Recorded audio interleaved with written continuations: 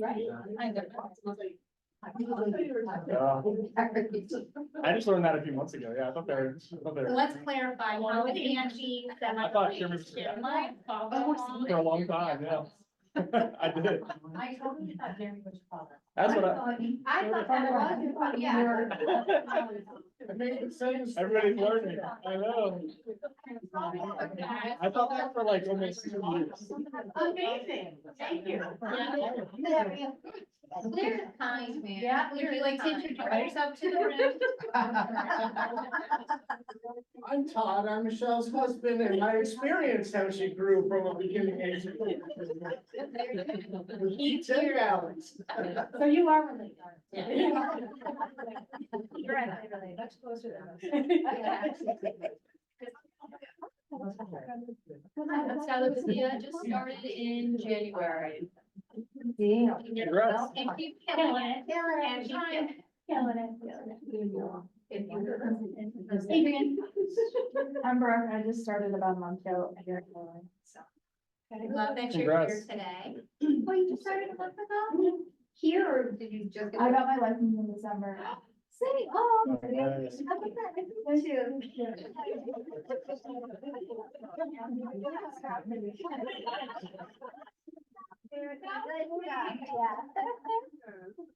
So for everybody else on the set, hi. Hi. Erica Rawl. Julie Hess, Taylor Fleming. Tracy Georgia, Heather Carlino, Shanice Tucker. Mike Polita, I'm in the Lancaster Market Center. We love that you drove here today. Yes. That's a little bit of a drive. I was in P-Town. Well, Oh, in the area. It's John Henry. And in, John Henry and Ben has been shaved. You can't see Ben in the camera, but. Yeah. Where is Ben? Zach Williamson. I'm on the Sneidman Henry team. Oh, she went very quietly. Yeah. Michelle with you, I didn't hear her I either, I didn't thought hear that I agree. You thought I just jumped right over her? No. Adrian. So this is the first of a series. So Michelle and I have been working on this. What we thought would be helpful is if we heard from agents from teams, maybe within teams, independent agents at various levels of growth. Just tell their story about how they got from being a new licensee to where they are today. I would encourage you to take notes. I did not print 10-5-1-1s today, but I would definitely encourage you to follow that method. You know, as you're listening to Michelle's story, what's one thing that you heard from her story that you could implement in your business to also help you grow? Right now I have obviously Michelle today. Sinjin Martin agreed to be in June. Oh, wow. So if you are interested in being a part of the How I Grew series, message me because we'll start working on July's calendar. I think Adrian and I have an appointment next week. So we try to plan a month out. But we can definitely secure more time and dates because we want to keep this going. And John Henry is doing some sign language and it distracted me. Yes, you need. Yes, you need. I have 2 weeks. That's messed up. John and I are like, Yeah. I said, you can't see me. She goes, yeah, I can. I have 2 eyes. That's messed up. I don't recommend that to everybody, but you're close with John Henry. Everybody could say that. I recommend it. All right, so we will go ahead and get started. So Michelle, why did you choose to get into real estate? So before I start, I want to let everybody know, please ask questions. Don't be afraid to stop me and ask questions. I prefer that actually, so. So why I got started, it's 25 years ago, last month. It's been a long time. So some of the things you're gonna hear me say are you're gonna go, ooh, that's really old school. It is, because it was 25 years ago and things have evolved and changed a lot, right, ladies? Since we've been around. So like I said, some things you're gonna hear me say may not pertain to today, but we can evolve that and there's different ways and a lot more ways of communicating, lead gen, things like that. But So we moved here 26 years ago from Northern Virginia. My husband's job brought us here to central Pennsylvania and came here and didn't know anyone, not one single person, with the exception of, ironically now, my son-in-law's mother. So my son-in-law's mother worked with my husband. Little did we know that her son would now be marrying my daughter 26 years later. So it's a pretty neat story, but, so we only knew one or two people we moved here, and I was, at the time I was transitioning from my position in Northern Virginia, I was doing medical office management, so I was managing medical offices. And when they told us we were moving here, that left us with the decision of, okay, how do I work in Virginia and move here with one child, and I was pregnant at the time with our second. And so I decided that when I got here, I would commute for a little while. I commuted to Northern Virginia 3 days a week to work and check on the offices, you know, check in with them, because nobody worked remotely then. So I was driving to Virginia 3 days a week, and it became a little bit more difficult as my pregnancy went on. So I decided I needed to stop doing that and have a career change. And I knew I wanted something with flexibility, unlimited income, but yet you can drop the bottom real quick. So I didn't want that part, but I knew I wanted this part. I wanted the flexibility. And I knew I wanted to do something where I could meet people, because we were a growing family, we were a young family, and we didn't know anybody. So real estate came to mind. But let me just try it and see what happens. So I took registered for the classes and thoroughly enjoyed it, got licensed, and ironically at the time, our insurance man who we were working with was good friends with Kevin Anderson. So 25 years ago, Kevin Anderson called me and said he was with Anderson Real Estate at the time. So this goes, he and his dad, Vernon Anderson, had a small office in Mechanicsburg. It was the two of them and maybe 2 other people. And Kevin said, hey, I heard you got your license. Do you want me to show you the ropes? I said, sure, I don't know anybody. Show me what to do. And we talk about this now frequently here. Isn't that funny? It is, it comes full circle. So when I came here, Kevin was our broker when I came here. So Kevin and this other gentleman who was there gave me a phone book and said, you just want to go upstairs to the room on the right, pick a desk, open the book, and you just start calling people and see if they want to buy real estate. I said, what? Could you imagine? Could you imagine if that's what our PC program was? Here you go, Skylar. So I got the phone book and so I literally went upstairs in a little room in a Cape Cod with a desk and a chair and opened the phone book and my cell phone at the time. And started going down and calling people and just hung up. I'm like, yeah, this is not what I want to do. I can't do this. There's gotta be another way. So I talked to Kevin and I said, show me another way. And so he said, well, start riding with me. Let's go on appointments with him. I'm like, that's a great idea. So we did. I went on appointments with him and he started showing me around. I started doing open houses, started taking phone duty. So go to a separate desk and answer the phone. Don't sit at your own. You have to go to a separate desk in a room and answer a phone. So anyway, I started that phone duty, open houses, and preschool. Got my son involved in preschool, Trent at the time. Got Trent in preschool and met some moms. And really just started to try to meet people and got a lot of leads from open houses and phone duty. And then I got involved with a builder, Michael Martin, who was still around a little bit. Mike does some, but I got in touch, Kevin helped me with Mike Martin. And then Mike gave me a community. So I had a new home community in Edders. This goes back to the early 2000s. And I got a lot of leads I set open houses every Sunday at that time. It was just on Sundays we did open houses. And got a lot of leads from the open houses. And to this day, some of those clients are still my clients that I got back in the early 2000s. And it just started to grow from there, just the meeting the people at preschool, the open houses, the leads, they just are phone duty. But I was in the Dillsburg office and Jack gone at the time. And there were agents in there who were, Olivia Carpenter, who's still around a little bit, Olivia. So some of the ones who've been around for a while just really took me under their wing and helped me and introduced me to people. And I rode with them a lot, just did some, observing and things. Then from there, I left and went to Jack On, got bought out, by ERA. And then ERA and RT. And then, when I was at Jack On, I met another agent who was about 15 years older than myself. And now by this time, my kids were getting to the point where, well, Trent was at the time, getting involved in sports, and we needed to start traveling with him to tournaments. And I was that agent who I knew I needed to work weekends yet and evenings, and it was hard trying to balance. So I knew I needed help. So I started with a business partner, a guy by the name of Dave Jones, and we worked at Jack On together.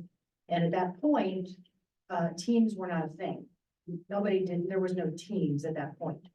So we were just a partnership. We helped each other. You stay this weekend, I'll stay this weekend, things like that, cover for me. We then decided to, Remax at that point said, hey, we're gonna start looking at developing teams. Why don't you come over to Remax and you can start building from there? So we did. We went to Remax Realty Associates at that point, and the two of us worked together. We then got to the point where we hired an assistant, and we hired Sean. So Sean came with us probably in 04, 05. Again, relationship from her daughter and my daughter were friends, so it was just a friend relationship, and evolved from there. And so from there, we started to build. So that's kind of how I got started, though that was a long answer. But That's a great answer. But that is how I got started. We didn't know anyone. We didn't know anyone, but I knew I had to hit the ground running. And at that point, once I was in it, I think 2 or 3 years, I knew that this was what I wanted to do. I wasn't gonna, this was it. I'm not gonna turn back. And once I made that decision, that this was my mindset. I wasn't gonna turn back. That's where I knew that I wanted to start making it my business. I wasn't just a realtor, but I needed to start being an entrepreneur and run the business. I love that. Any questions? No, but I have takeaways You do. I wanted to share. Yeah, please do. Yeah, so I heard you say when you first got into the business that it was important for you got connected with someone that was where you wanted to be, with Kevin Anderson, right? So he pulled you into the reins, you did some work, and then you actually got dirty. You did the things that you didn't want to do, but you decided to do them because you knew where you wanted to go. Exactly. So you proved yourself, so then you went into a community, and that's when your business really flourished. It did. Because I was able to take I did open houses. Mhm. And Yeah. that I had to make a choice because those were weekends that I was taking away from my family. My kids were still young. So I needed him a lot to help with the kids, and he did. But I knew if I stayed steady in that and kept doing those things that were bringing me in leads, that they were eventually going to keep turning and turning. And one of the first turning points from that was one of the couples that I took away from there sold their house. They built a house in that community. 5 years later, their teenage son was ready to buy his first house. And that's when it hit me. I remember these people like it was yesterday. I remember the house they built, the house they sold. And when their son came to me and said, hey, I'm ready to buy my first house, my mom and dad said I needed to use you. That's when I thought, oh, this is a family thing. This is building relationships. So where can I take this from here? If I've got one family already that has their son who was not ready to buy a house, he was still in high school. So that's when it hit me that this is about building relationships. And if I keep doing that and building those relationships, I call it my, kind of a spider web. It just keeps webbing out from there. And you just keep building those deeper and deeper and making impacts on families, friends, their coworkers. So for us and our team now, it is building relationships and just diving deeper into those all the time. And I think playing off of what you are saying, Erica, like in the beginning, it might feel like a grind. And if you might have to do things that you don't want to do, but know that there's light at the end of the tunnel. Like you don't have to work open houses every Sunday for the next 25 years. Right. But if you do it now, you can start growing your spider web. Yeah. And then you can get more selective on when you work and how you work. Julie. Well, the springboard off of all of that is in her third year, she made a decision Yeah. that she knew this is what she was gonna do. And so now it's no longer, now it's a business. It's a business. So, but the key point is it took you to about 2.5, 3 years where you went. Right. Yeah. So Because it's I not had right those- away. So you're looking at the long term, like the real estate is a long-term game. And then you realize that right around that 2.5, 3 year point, which is, I think is key. Yeah. And then you make a decision. Right, I had to, it was a mindset, I It's had a to make that mindset. decision Yeah. that, yeah, I knew if I just kept building relationships deeper and deeper, that eventually those kids were gonna come back to me. The friends of school were gonna come back to me, things like that, Generation. generation, Yeah. You're not just one layer, you're one generation. right? Yeah. So now I do have a question piggybacking off of both of you ladies back here. So being that at year 3, you shifted your mindset and you said now and you were operating as a business, what was that change like? And what activities did you do to now treat those relationships into actually functioning a functional business? Right, that's a Great great, question. that is a great question, because that's what led me, you know, listen. That's what led me into, okay, if I'm not just gonna be a realtor anymore, Right. I'm gonna own a business. So there's things in that business I know that I'm not good at. They're my weaknesses, where are my strengths? So for the weaknesses, those are things I didn't like to do, didn't want to do, and didn't have time to do. Because remember, I still have two small kids. One is sitting in the room right now. Even So- from that. He's here now. All grown up. Yeah, so at that point I said, okay, if I'm going to, the business partner I had at the time, his strength was accounting and numbers. That's where he was in corporate role before that. So I don't want to worry about budget. I don't want to worry about paying bills and things. So he took that.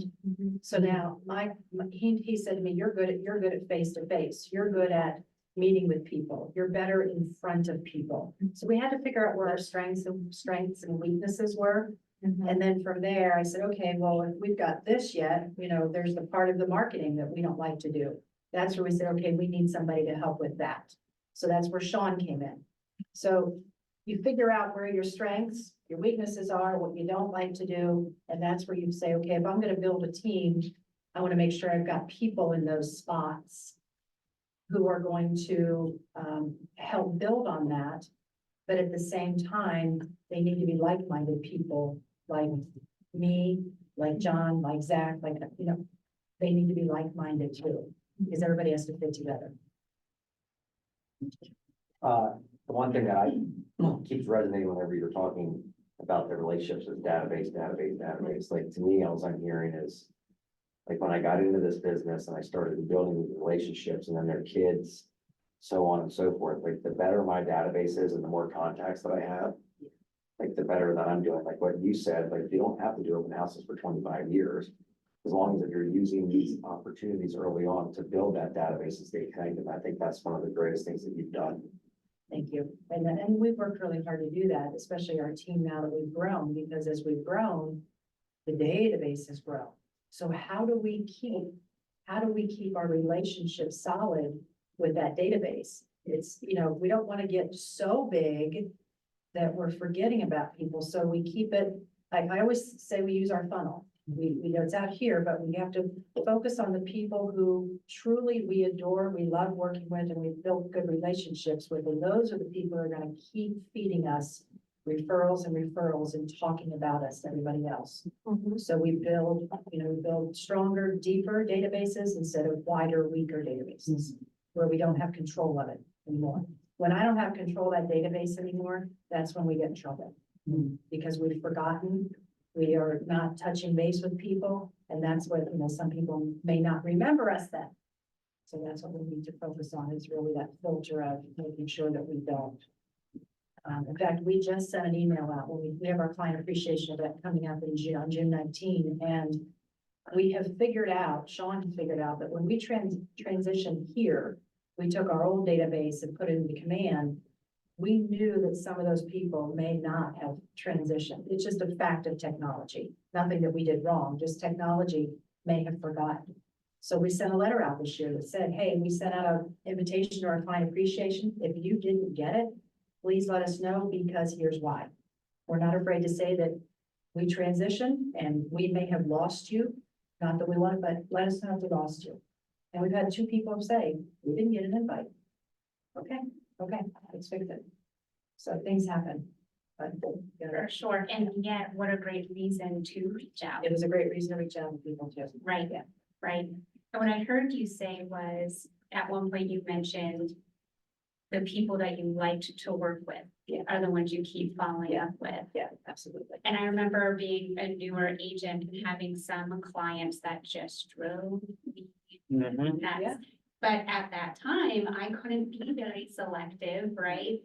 But as your database gets bigger and deeper, you get to start saying no. Like when you interview a client, you get to actually say, I want to make sure you're a good fit for me and I'm a good fit for you. It's not just, these have to be, Right. Right. That's running a business. Right. It's making a business decision as far as, I know I don't need to take everybody anymore. And, you know, we have that conversation, especially Trent and I, we have that conversation a lot. With him now in the business 5, 6 years. He can now do that. And he didn't think he'd ever be able to, but I can say to him, you don't need to do that. You don't need to do that. Somebody else in this room, we were having that conversation with, I don't know who it was, but I had my first one when I joined the team, actually. I had a long conversation with Michelle because, they were fighting me on commission and broker fees right out the jump. And it was gonna be looking for a house that was like maybe 90K, 100K, like a very light one. And I had a long conversation with Michelle. I was like, I already took them to see like 6 of them. And I knew this was gonna not be worth it in the end. And I had a long conversation with her and she was like, look, Zach, you don't have to do that. Like, move on. Tell them, sorry, that I'm sure there's an agent that'll waive the broker fee for you, sure. you know, so, yeah. Because we're building your value. right. We're building your value. We can't build your value. If you're spending 3 hours showing one house to one person, Mhm. we've got to take the, you know, what's our dollar value? So we talk Yeah. a lot about that too, and that's not an easy conversation, and it's not an easy thing to happen early on in your career, but it can. So I had a question. Going back to your database, you know, you may have lost some people. Because Dave Hook and I had a meeting last week and he talked about that. He asked me how many touches we had and we were like, we had 9 touches and then we broke it down. And the one thing for sure is the mailing is the definite. You think you email, you have it, but if you're emailing and they're not in there, forget that. And if they switch the phones, forget that. And he was doing this study about how you think that you may have 92 touches, and overall you end up with 30, which was really eye-opening. But the mailing was the one for sure. My question to you, when you did that, so you did like a flyer, did you mail it to, you know, a large base, and who physically did that for you? Is that a Sean, or do you have somebody else that's stuffing envelopes? So we did a very large mass mail at that time. So when I say large, our database is about 800-ish, I think. So everybody got that letter, 800-ish. 800-ish. Okay. Is that weird, John? What's that? What about 800? That's significantly less than what it is. No, I think it's like, It's 400 alone. and Yeah, me That's too. probably the least No, of the team. Okay. I was gonna say, I think we're like 3,000 or 4,000. As a What team, am I you mean? so- Yeah. Yeah, team. yeah, I think it's like 3,000. Okay, so we send though, I want to say 800 or 1,000-ish people. Okay. The ones that typically get, We don't send it to everybody. right. Yeah, that might be the address. So like your 8 people, let's just call them your 8. Yeah, Plus sure. A's, Okay. B's, yes, Okay. yes. So, yes, that went out to everyone in that category. Okay, And then from there, so Sean does those. so Sean stuffs the envelopes Sean and does. gets them out. Yeah. Okay. But we streamline it as much as we can, you know, everything is pretty much pre-printed and stick. So we're trying to eliminate her steps as much as possible. That makes sense. Now you mentioned A pluses, A's and B's. That leads me to my next question, because I believe you got that through coaching. I did.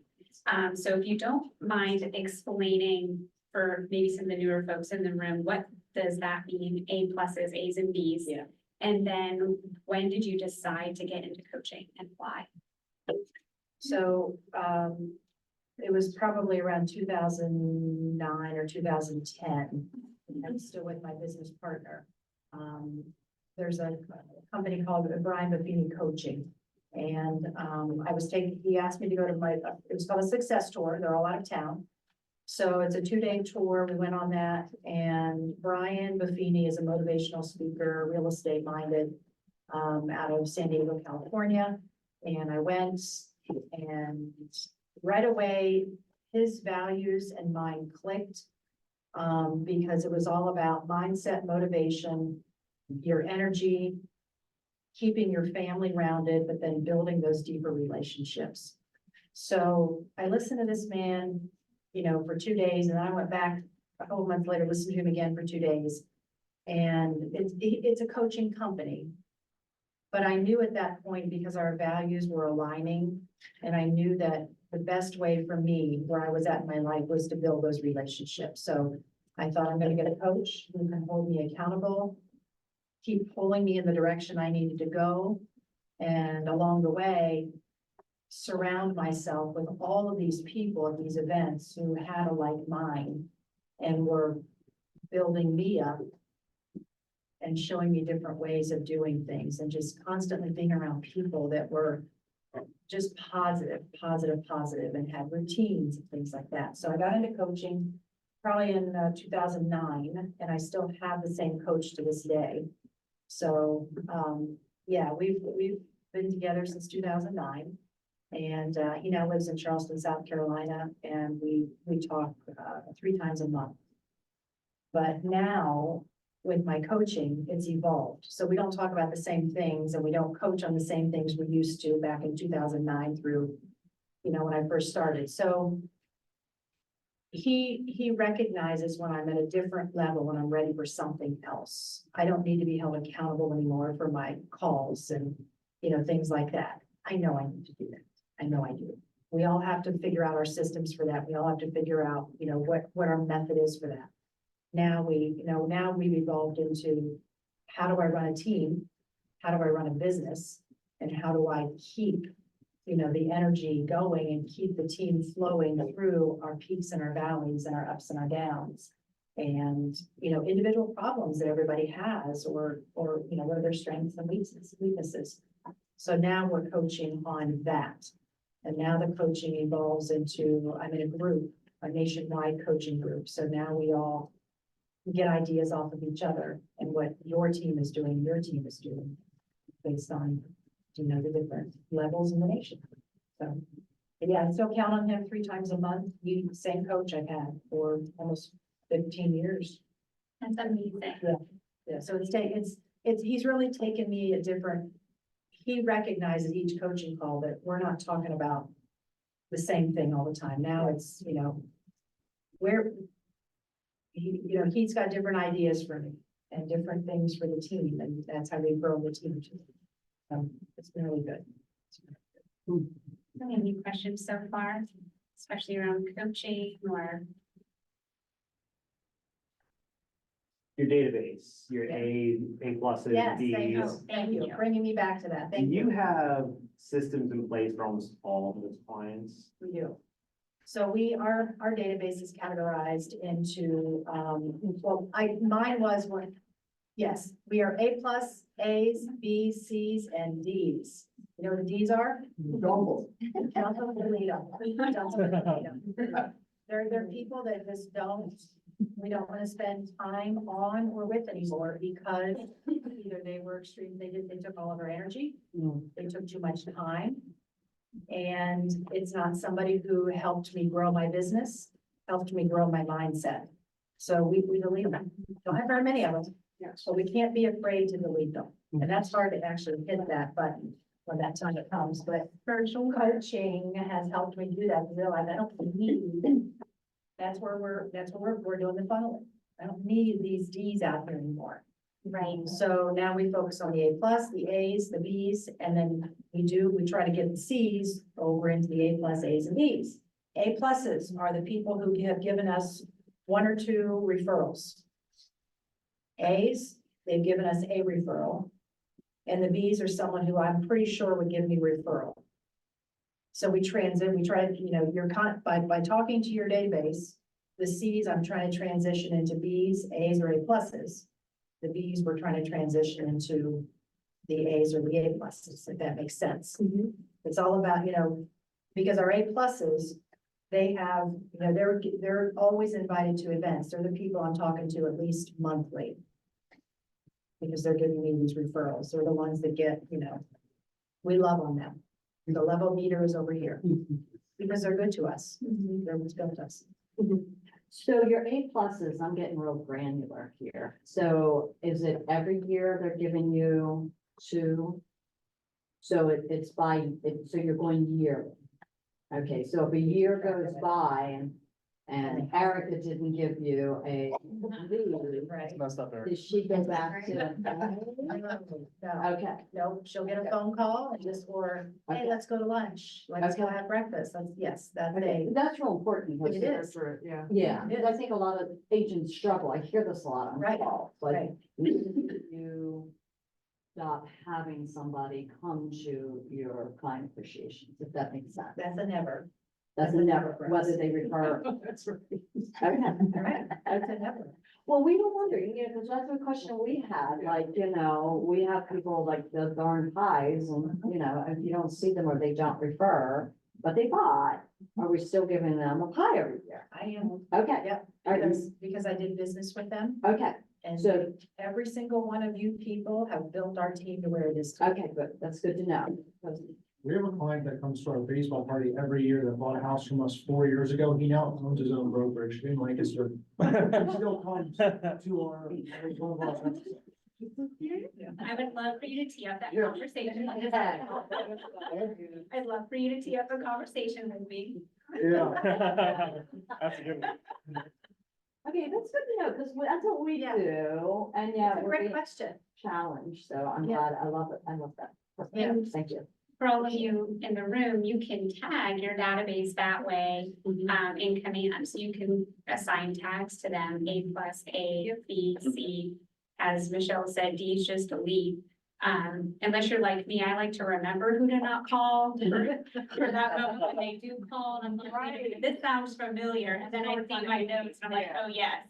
I've been saying it for a while. I have to get up the courage to do it. They don't go to me, right? Well, I had one of my close friends ask me that, why do you still give me a pie every year? And I said, well, you buy from us, you're a great home, and we appreciate the usage, but we haven't referred or done anything in 10 years. I go, we can talk about that. Tell me more. But, we appreciate you. But even with that, Julie, so they're having a conversation with someone at work or at an event they're at, and they hear somebody talking, oh, even Right. if they say your name, Right, you're still at mine, that, they don't call you, right. they still said your name. You're right, you are right. So that really helps us, because Yeah. we've been lately kind of wondering a little bit over that. Right, Yeah, so thank you. yeah. So we do categorize them. Does that answer your question, Ben? But we do, the A pluses and As are definitely invited to everything. Our smaller ones, we do, usually those are just, those are the more, maybe 5 or 6 people we can expect. Those are just the A pluses, but those are our more, smaller intimate, events. In your MREA books, you can also find this underneath the lead generation model, and it will talk to you about tagging your database. They use a little bit different lingo. They do the A, Bs, and Cs, and then they'll go into like inner circle versus outer circle. But great chapter to refer to if you want to dig into this with your database. So definitely check that out. When you were talking about coaching and you mentioned that coaching helps you persevere through peaks and valleys. That was one of our questions actually. So what other methods did you use to persevere through the shifts that you experienced? The method I used was remembering that everybody is going to go through peaks and valleys. Everybody's going to. So you have to remember when you're going through the valley, that's when I really lean into my database of the people that I really, really like. And I'll call them because they're gonna give me an energetic conversation. It's gonna help get through that. So we have to not focus on the negative of the valleys that we're in, like in a slump. Yeah, you might be in a slump. It happens. It happens to everyone. How do I get myself out of that? I'm the only one that can get me out of that. That becomes a mindset. So I need to talk to people who can help me feel better about what I've done for them. How am I gonna get through this? And that's where I go back to the database and I'll call the A+s to say, hey, what do you know, how are things going? What are you doing? Tell me. And we just get to talking and that just gives you that pull. But you just have to lean into the people that really, really have supported you. And that might mean people right in here too, because this is a big resource right here. It's just leaning into others because I know that you've been through it, you've been through it, you've been through it. So we have to lean into each other. And that's what's really, really good about this brokerage is we've all got that lean in when there's tough times. For sure. Small groups, I hear it all the time, you know, the collaboration when someone says, this isn't working for me, like I'm having this problem. And then you hear somebody else on the other side of the circle say, I was just in that last month. This is what I did. Yeah. And one thing I've noticed about you too, not only are you in coaching, but you actually go to events, even though you've been to them many times. And wasn't it this last year, you had your Buffini event and it was like days later, mega camp. Yeah, I was filling the cup. Yeah, so, you know, do you mind sharing why that's important to you and how does that help you? Even though you've been to it, you're probably hearing very similar things time and time again, yet you still go. And I do, because each time, so mega camp is in August. And then Brian Buffini has what they call a mastermind, mastermind summit. So that is every August, so is mega camp. When I came to Keller Williams, first thing was, oh boy, these two are back to back, and they're both far away. I'm gonna have to be out of the office for about 2 weeks. But you have to remember that this business is all about working on yourself and working on your business and not just in your business. So for me, I have to have the mindset there, and you keep hearing me say mindset because I really, really focus on mindset. I do. That starts in the morning. So I know that going into August, I've got 2 weeks of where I'm not going to be physically here, but I know when I come back, that it's going to be 2 weeks filled with just good motivational energy that I can bring back and fill into you, to Trent, to anybody in here. So that is working in my business, and that's always going to help us grow. Is just taking away different ideas and different, even though sometimes, yes, I hear it's repetitive, I always take something different away from it. For sure. For sure. And we're always going to meet is networking too. Networking with people all over the country. And I get a lot of, you know, we have a lot of connections, and it's nice to say that I can think of somebody, you know, in California or Texas and things like that. So, but those are 2 weeks that I just are purely about growing and learning and working in the business. And then you've gone to family reunion and mega camp. Do you have a preference? Yeah, mega camp. Okay, Yeah. tell us more, because that's coming up. Yeah. This is not a shameless plug. Right. Mega camp it's a smaller setting. Family reunion was great. I mean, it was fun. There were so many people there, so many different breakout sessions. Mega camp I felt was more, it was just a smaller, I could take more away from it.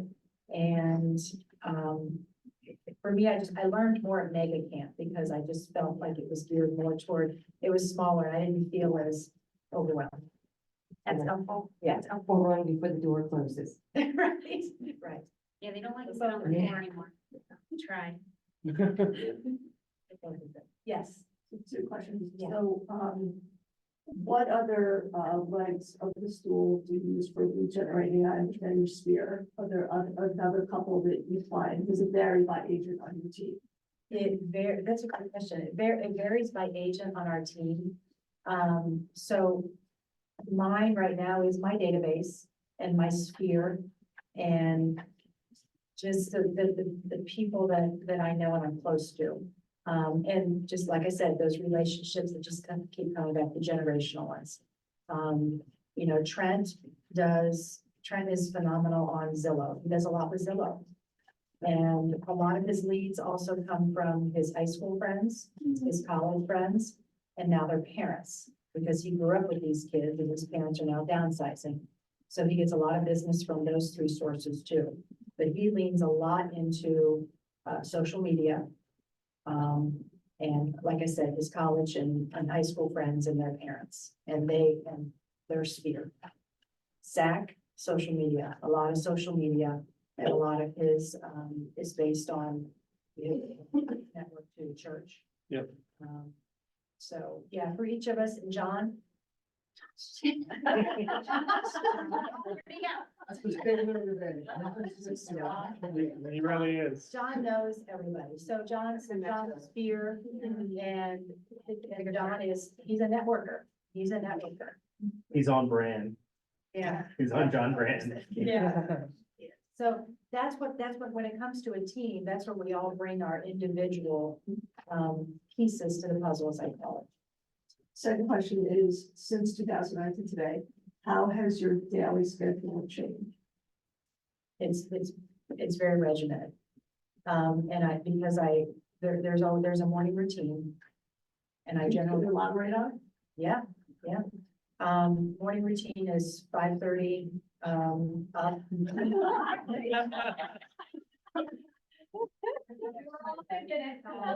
I know, but that's where it starts with me, and I have four.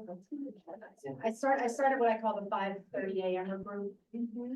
So I started a long time ago with a workout group, but we started at 5:30, and those women, we've been together for about 17 years. And those women are they're all leaders in their industry. They're all, one's a CEO, one's a director of Highmark, one's an attorney. So why I say that is because those are like-minded people. Those are like-minded people. That's not to impress, but to impress upon you that those like-minded people have built me up. So we all start with morning routines. So we work out together at 6 a.m. Sometimes it used to be 5:30. We're getting older. So now it's 6 a.m. workout. And then it's, I have prayer. I have my quiet time for me. And then that's when, so those three things are first. Don't shy away from that at all. But once I get those three things in, I can then start my day work-wise. But it doesn't start without a, 5:30 or 6 a.m. workout. I think that's important to comment, because I can attest that she's very regimented with that, but I think so many of us get that shiny squirrel in the morning when you get up, and it's so easy to get distracted first thing in the morning, because there's those little tedious things that you think you gotta do, you don't need to do it. Do your routine first, stay in that mindset, those little tedious things will still be there at 8 o'clock in the morning when you get back. So, and one thing I've learned, because I was never like that, although I do get up and work out, but not quite that early every morning. One thing I have learned from Michelle is that, like, don't get up and just scatterbrain and get those little tedious things done. They'll wait. Your mindset's the most important thing to reset in the morning. So. Definitely. Yeah, because if this isn't right, nothing else is gonna be right for the day. Nothing else. So this has to be right. I have to be good first before I can be good for anybody else. I think my kids can attest to that too. I appreciate that. I'm a big Miracle Morning fan, and I get made fun of sometimes from the leadership team, how early I'm up all the time. And yet, the days I skip it, like if something happens, my kids are still young, something happens the rest of the day. It's so awful, and I'm like, what was it? I'm like, I didn't have that time to myself in the morning. Before we run out of time, I do want to end with, why did you decide to come to KW after being with your previous brokerage for 23 years? You have a great coach and a wonderful coaching program. So what made you decide to come here?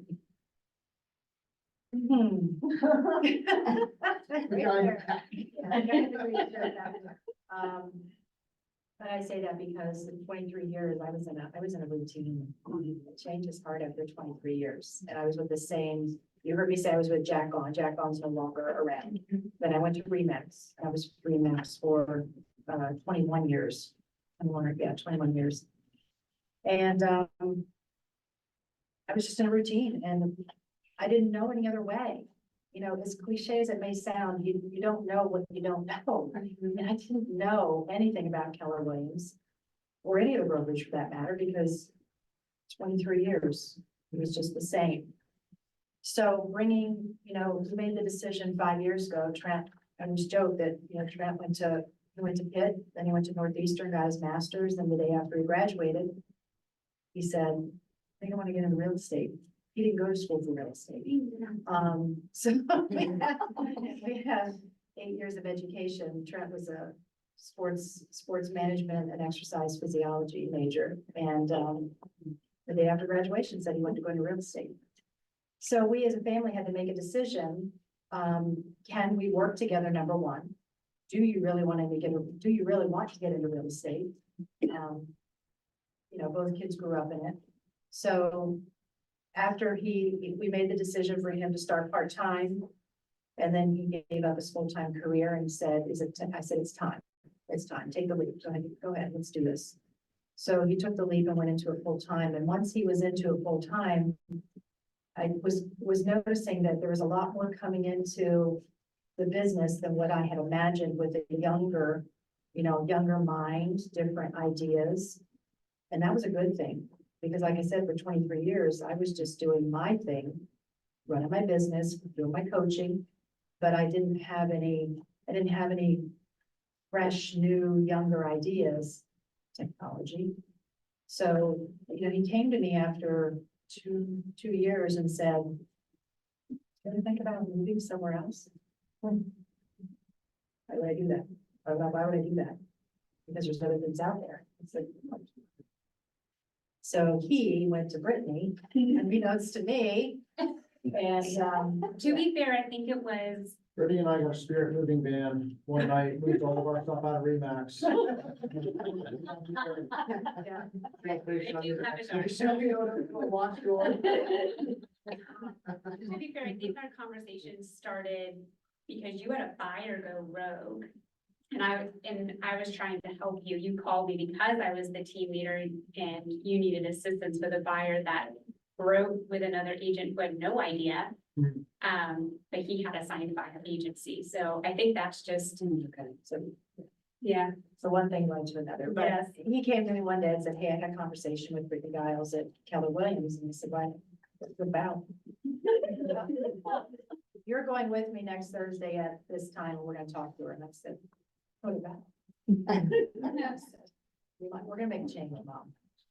So I went, and what I knew is I did need to have an open mind. I needed to have an open mind to see what else was out there.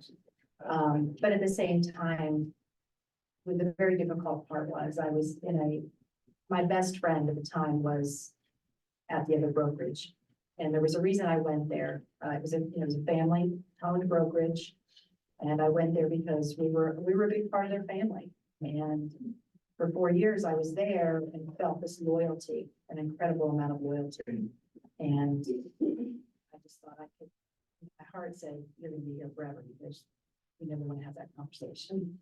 But when we came to talk to Brittany and Matt that day, certainly it really opened my eyes, and there was so much more here than what we were getting. The education, the camaraderie. I could go on and on. And I get emotional because it was such a tough decision, a really, really hard decision, because I left a family.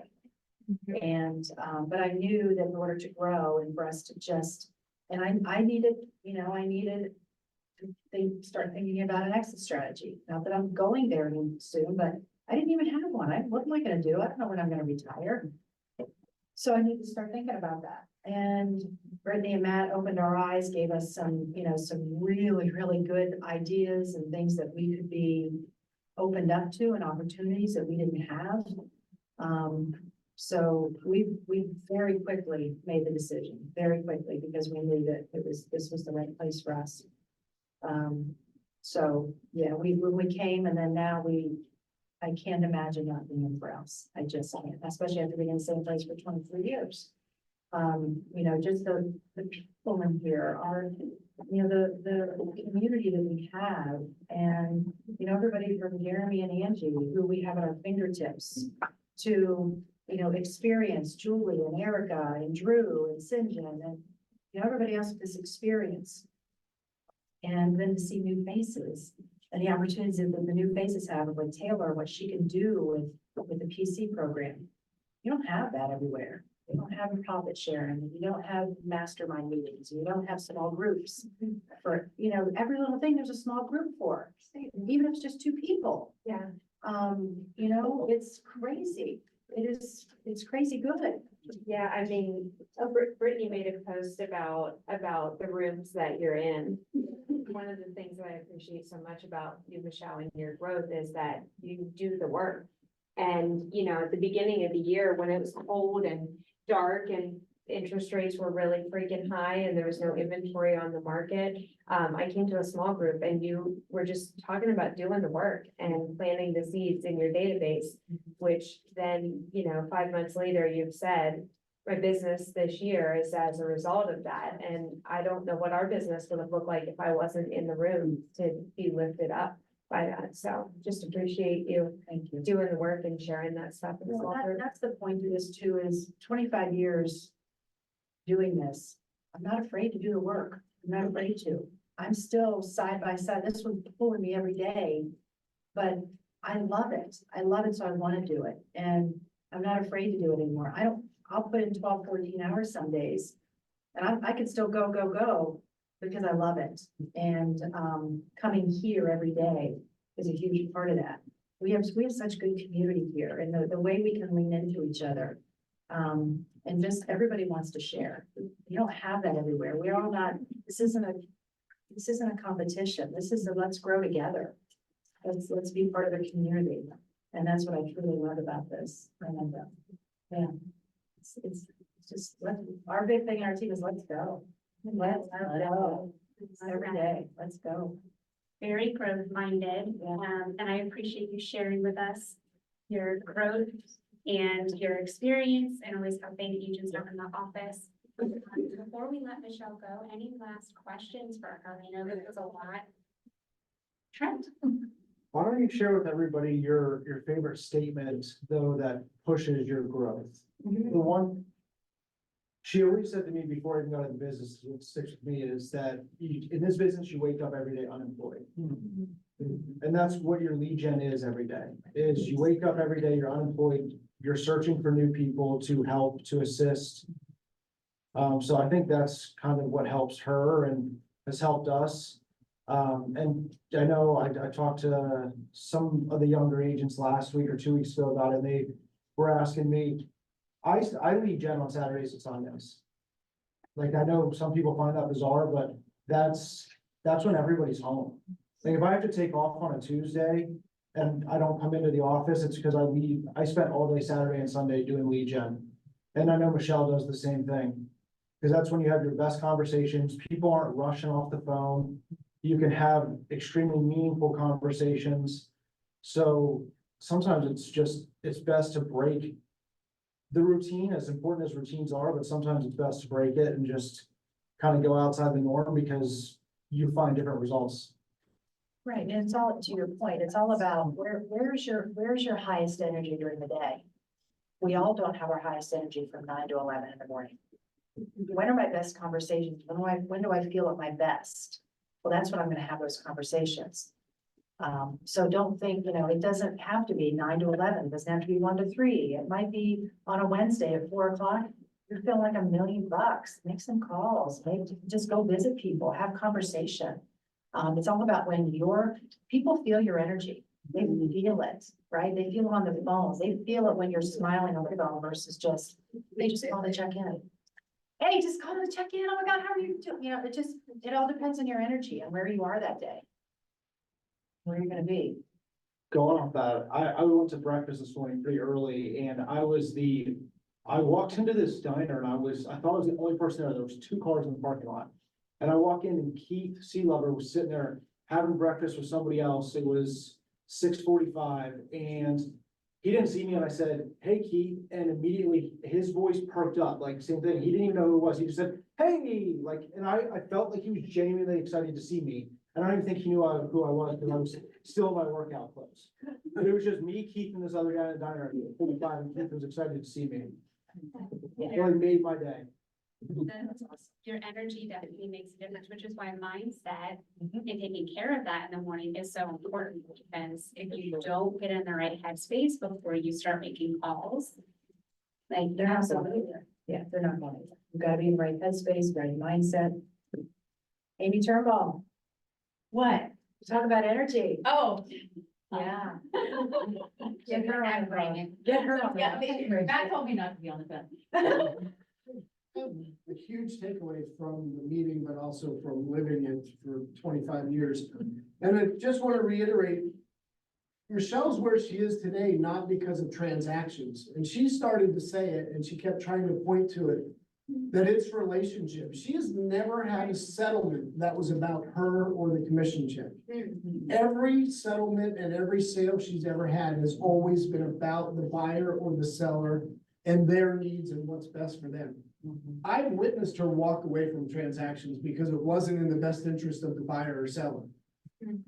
And I've seen her now sell to parents, children, grandchildren, like she's 3 generations deep into clients because it's never been about her.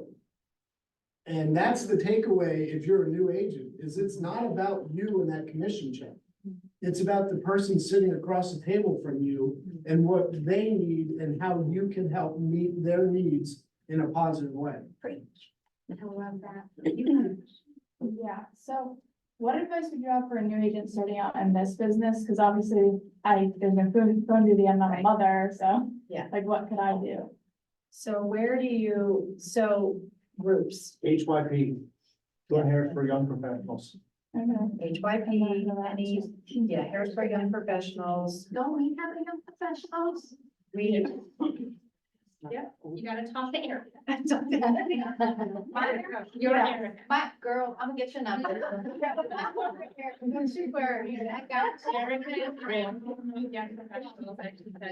of bookended your, well, not bookended your career, but you started on the phones, ended on the phones, but the difference was is you knew what to say. Exactly. And nothing about what you said had any shiny object syndrome. I didn't do this one year or this one year. You just did exactly what you could control. Right, Relationships, contacting people, showing up, doing the 4 things. exactly. And that's why I said, 25 years and I'm not shying away from the same phone call I made, just different energy and more experience on it. But I've stayed in my lane. I've stayed in my lane. And yes, we've tried new things here and there. Some of them have worked, some of them have failed. But I've always come back to building the relationships. So starting groups, if you get involved in a group, networking groups. When you're out with friends on the weekend, say, hey, something as simple as, where do you live? Oh, a house just sold in your neighborhood. That right away is going to get conversation started. Let people know that you have value. What is the value you're going to bring to the conversation? Know a little bit about the neighborhoods.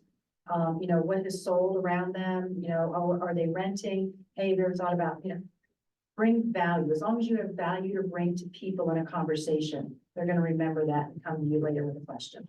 Thank you. I think another really, if I may add to that, I think another really good thing that I look back on my career and I say at the beginning, I really wish I would have done this, is I think we have to go inward and figure out what fuels you and put yourself in environments that you're bringing like mind together, just like you do with your workout club. When you are passionate about different things and you go into groups with those specific things, it's not just going to be you as a real estate agent, it's going to be you able to connect with people that are just like you.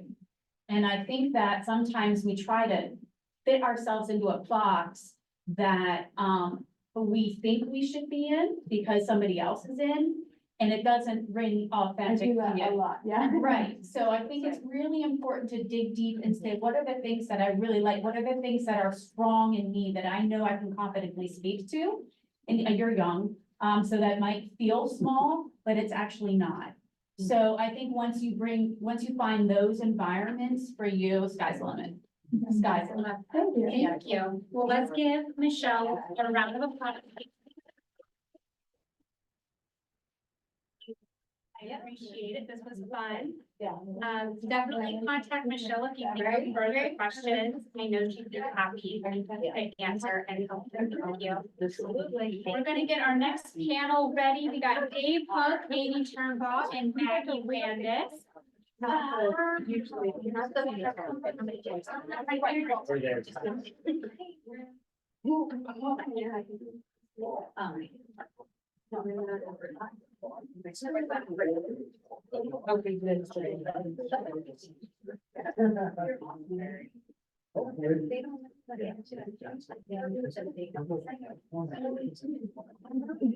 Yeah.